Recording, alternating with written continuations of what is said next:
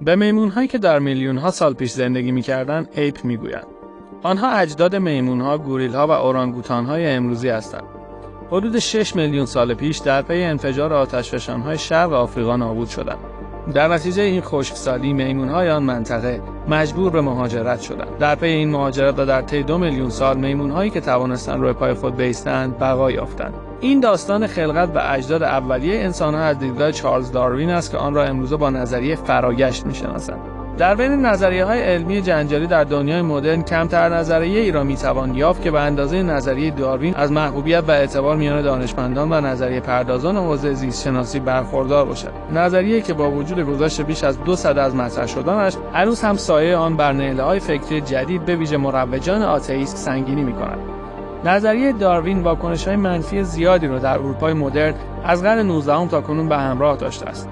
این نظریه دیدگاه ادیان الهی و کتب مقدس که مدافع جدی خلقت دفعی انسان توسط خدا و حبوط آدمی هستند را زیر سوال می‌برد و با انسانشناسی الهی که انسان را موجودی برتر از سایر موجودات می‌داند در تضاد آشکار است. علیرغم ادعای گاه و بیگاه بیخدایان جدید، چارلز داروین به عنوان اصلی‌ترین نظریه پرداز تئوری تکامل هیچگاه به دنبال اثبات عدم وجود خداوند با استفاده از نظریه خویش نبوده و معتقد بود خدایی باید وجود داشته باشد تا چرخه تکامل را به کار بیاندازد.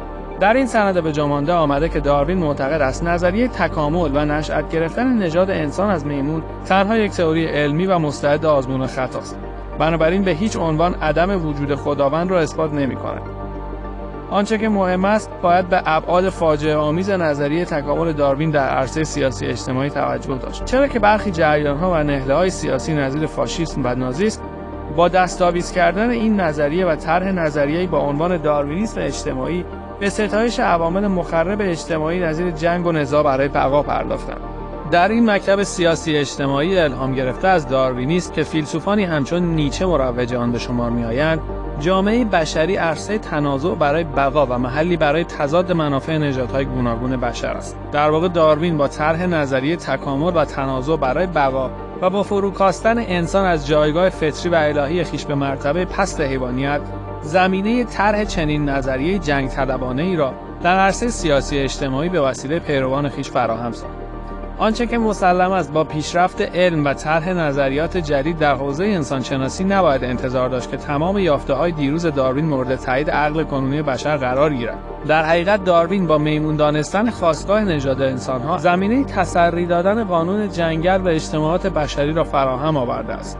به علاوه این نظریه با مقایسه کردن فیزیولوژی بدن انسان با میمون به نوعی این همانی سطحی میان گونه انسان و پستانداران به ویژه میمون‌ها دست یافته است. بنابراین نمیتوان اساس نظریه وی را مانند آنچه در علم پزشکی نوین شاهد آن هستیم بر پایه یک فرایند استقرایی دقیق و علمی به شمار آورد. در سالیان اخیر به دلیل سیطره بی‌حد و حصر تجربه گرایی بر علم پزشکی نوین هنوز هم شاهد این هستیم که با وجود انتقادات وارد شده به داروینیسم و با گذشت بیش از 100 سال از طرح این نظریات هنوز هم دیدگاه‌های داروین طرفداران زیادی در بین هواداران علم پزشکی مدرن دارد، به طوری که زیست پژوهان و نهله‌های مختلف فکری با دستاویز قرار دادن این نظریه نوآورانه و منتقدانه سعی دارند شکافی عمیق در بین باورهای خداپرستان ایجاد کنند.